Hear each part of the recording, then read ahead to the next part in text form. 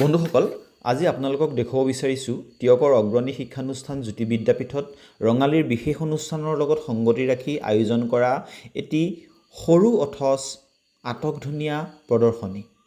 আটকধুনীয়া এই প্ৰদৰ্শনীখনৰ মূল উপজীব্য আছিল বিহুৰ লগত সম্পৰ্কিত বিভিন্ন সামগ্ৰী, লগতে পৰম্পৰাগত অসমীয়া সমাজৰ অসমীয়া চহা জীৱনৰ লগত সম্পৰ্কিত বিভিন্ন বস্তু প্ৰদৰ্শনীখনত প্ৰদৰ্শিত কৰিবলৈ চেষ্টা কৰা হৈছিল। তিলপিঠা, ঘিলাপিঠা, বানবাটিত সজাই থোৱা বিভিন্ন জা জলপান, বাটিত সজাই থোৱা পঁইতা ভাত আৰু তাৰ লগত খোৱা বিভিন্ন জুতিয়ে বিশেষভাৱে আকৰ্ষিত কৰিছিল।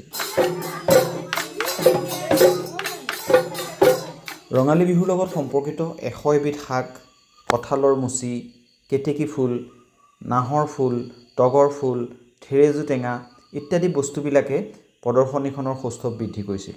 বৰ্তমানৰ ছাত্ৰ ছাত্ৰীসকলে হয়তো এনে বহুবোৰ বস্তু দেখিবলৈকে পোৱা নাই।